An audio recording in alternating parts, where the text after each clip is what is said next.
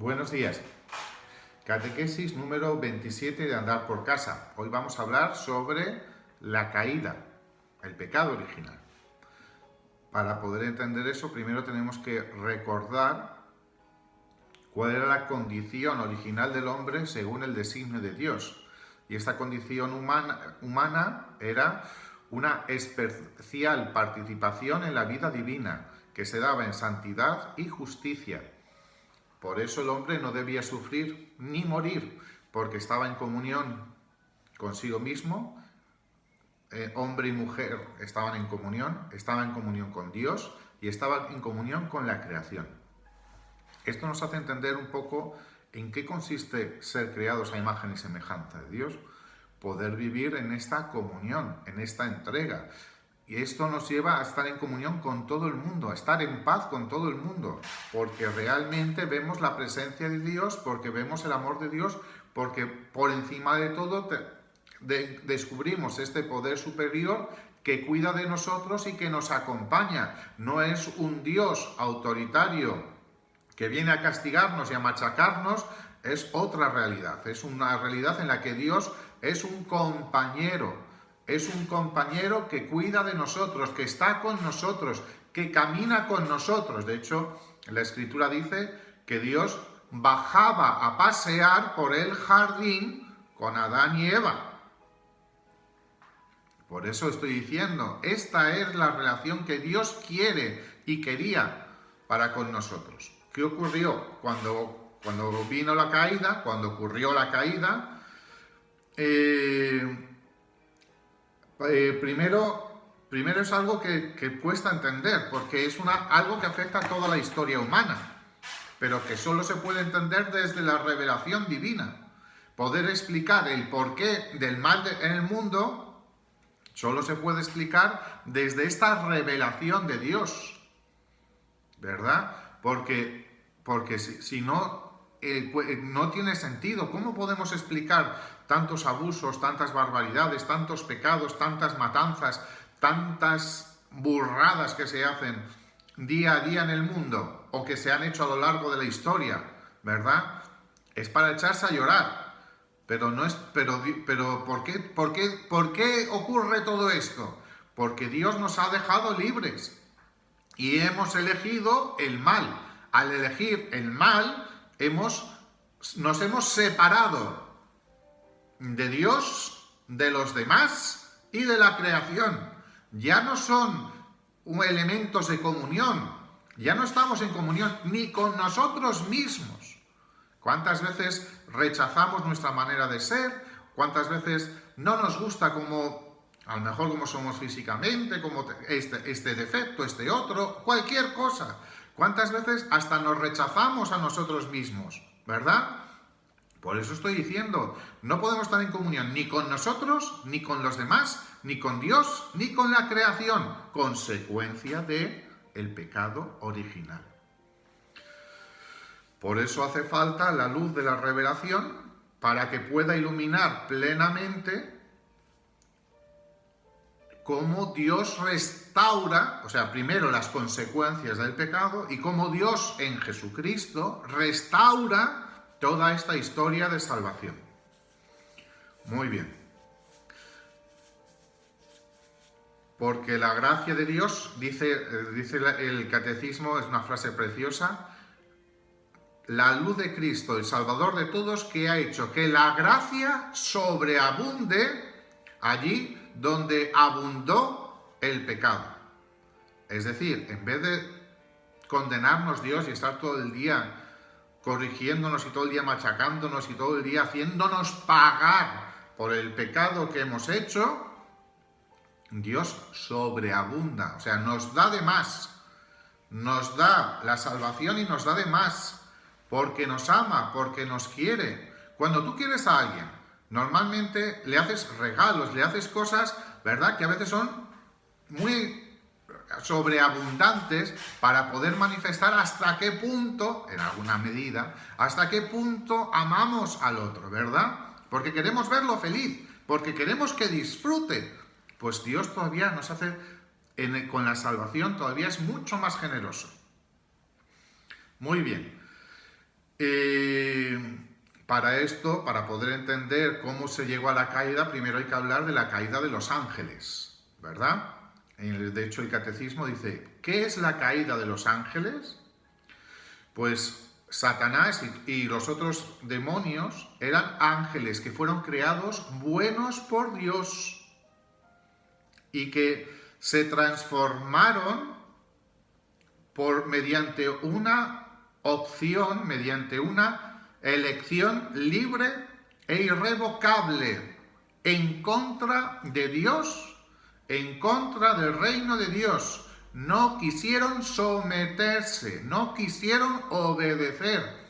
Se pensaron más listos que Dios, se pensaron que ellos sabían hacer las cosas mejor que Dios y que no tenían que obedecer a nadie, como nos pasa a nosotros, ¿verdad? Tantas veces el pecado entra justamente por aquí, y ahora veremos por qué, porque lo dice el punto del catecismo.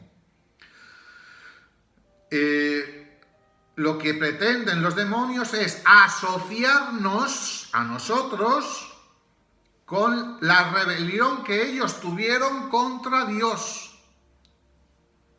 El demonio, la misión del demonio, lo que el demonio pretende es que nos unamos a sus tropas, a su rebelión contra Dios, para demostrarle, para darle en la cara a Dios y para demostrarle que nosotros tenemos la razón, cuando es absurdo. Porque Cristo nos ha demostrado, Dios en Cristo nos ha demostrado que la victoria, que la muerte ha sido vencida, que el demonio ha sido vencido. Cristo ha podido resucitar para demostrarnos justamente esto, que el pecado, que la muerte no tiene ningún poder sobre nosotros. Si nos agarramos a Cristo no tenemos nada que temer. No tenemos absolutamente nada que temer, porque el Señor va con nosotros, porque el Señor cuida de nosotros, porque el Señor ha descendido hasta el infierno de nuestra vida para rescatarnos, y porque el Señor nos da la resurrección y la vida. Por eso no tenemos que tener miedo tampoco a la muerte física, porque el Señor va con nosotros, Dios está con nosotros, Dios no nos abandona, no nos vamos al olvido, no nos vamos a una nebulosa o no sé dónde, vamos a estar en la gracia de Dios, a estar cara a cara con Dios, si hacemos su voluntad, si aceptamos su oferta de salvación. Porque sigo diciendo, no lo digo yo, lo dice el catecismo, lo dice la tradición de la Iglesia, que somos libres. Seguimos siendo libres para aceptar la oferta de salvación de Dios o rechazarla. Por eso es importante pedir, gritar, pedir misericordia, pedir ayuda de Dios, pedir al Señor que esté a nuestro lado, que nos cuide y que nos defienda, ¿verdad? Muy bien, entonces, ya hemos hablado de que cómo se comprende la realidad del pecado, que es la caída de los ángeles, que ha originado la tentación y ha originado el pecado, y ahora ya vamos a en qué consiste el primer pecado del hombre. Muy bien. El pecado original dejó apagarse en su corazón la confianza hacia su creador. El ser humano, en el pecado original, dejó apagar esta confianza hacia Dios. Y desobedeciéndole quiso ser como Dios, pero quiso ser como Dios sin la ayuda ni la presencia de Dios. Es decir, quiso quitarle el sitio, si me permitís la expresión, quiso quitarle el sitio a Dios. Es una condición de nacimiento y no es un acto personal. Es decir, nosotros no, el pecado original lo recibimos como una condición de nacimiento. ¿Por qué? Porque de la misma manera que recibimos la humanidad por nacimiento, de la misma manera que somos creados a imagen y semejanza de Dios por nacimiento, porque Dios no te ha creado hoy y ahora. No ha ocurrido el Génesis, la creación, el día que naciste tú, sino que todo eso lo recibimos por nacimiento. No solo eso, por nacimiento también recibimos el deseo de Dios de podernos salvar, el deseo y la gracia, la predestinación, ese plan maravilloso que Dios ha creado para que tú y yo podamos ser felices, para que podamos ser salvos, para que podamos encontrar la gracia y la misericordia de Dios, para que podamos descubrir a Cristo en nuestras vidas. Pero todo eso lo recibimos desde el nacimiento, de la misma manera que recibimos el pecado, las consecuencias del pecado, que son esta tentación, este deseo, esta inclinación al pecado. Nuestra conciencia, nuestra naturaleza está herida en sus propias fuerzas naturales. En nuestras propias fuerzas tenemos una inclinación al pecado, que sometida a la ignorancia y al sufrimiento y al poder de la muerte, nos lleva a la destrucción. Esto, en otras palabras, se llama concupiscencia, que mucha gente confunde la concupiscencia con el deseo carnal. La concupiscencia es mucho más. La concupiscencia es esta inclinación, este deseo de caer en el pecado, de buscarnos a nosotros mismos por encima de los demás, de querer hacer lo que a mí me apetece, cuando yo quiero y como yo quiero. Eso es la concupiscencia, es una manifestación del orgullo, de la soberbia, ¿verdad? Bien, por eso es importante descubrir todos estos enlaces que nos hacen presente hasta qué punto las raíces del pecado nos afectan. Pero si eso ocurre con el pecado original, imagínate tú el pecado que podamos cometer tú o yo hoy y ahora.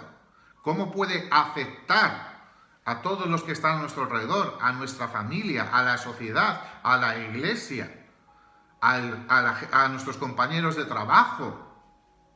Por eso estoy diciendo, el pecado tiene consecuencias, se extiende como un virus. Ahora que estamos hablando tanto con los virus, se extiende como un virus y tiene la capacidad de transformar la naturaleza humana. Y en vez de vivir en comunión, de convertirnos en auténticos monstruos, en egoístas.